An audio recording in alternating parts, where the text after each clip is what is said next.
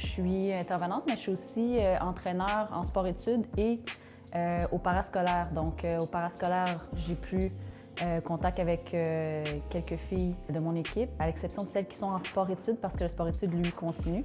Donc, je suis encore entraîneur en sport-études les après-midi, mais plus au parascolaire. Premièrement, toutes les adaptations pour quand c'est en présentiel. Beaucoup d'adaptations, essayer de suivre, de respecter les mesures sanitaires. Qu'est-ce qu'on a dû faire, c'est faire plusieurs groupes à l'intérieur de avril à juin pour permettre aux athlètes de s'entraîner, comme on gardait les mesures sécuritaires qu'ils demandaient. Il y a les mesures sanitaires de Basketball Québec, ceux du complexe sportif, l'école. Le confinement du printemps, on avait arrêté.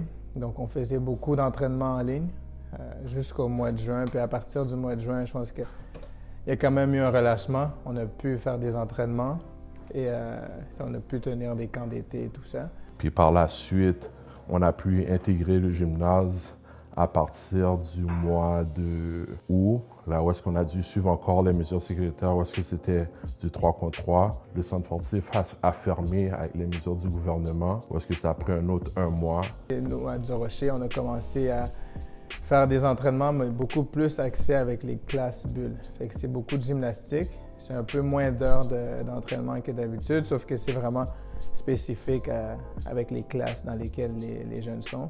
Pour l'instant, à McGill, il n'y a pas eu de reprise. C'est vraiment tout en ligne. Sinon, de garder contact, des fois, de garder contact avec les athlètes qui, justement, sont parascolaires, donc plus d'équipes physiquement là, en présentiel. Ça reste un défi. Ça reste un défi. C'est pas, on n'a pas la même relation avec tous les jeunes, donc des fois, de ne pas les voir physiquement, ça peut affecter certaines relations plus que d'autres. En fait, c'est intéressant. Je suis impliqué avec 2 programmes cette année. Un programme privé que j'ai parti avec des amis, des partenaires. Donc, on a un petit peu plus de latitude de ce côté-là. Puis avec une école, avec le collège Jean de Brébeuf, où on a dû complètement arrêter nos activités. On a repris récemment à un coach, un jeune par panier. Puis on est retourné encore dans le centre sportif un mois plus tard, où est-ce qu'on a dû aller du individuel, où est-ce que chaque joueur avait son panier puis son ballon, où est-ce qu'il s'entraînait tout seul.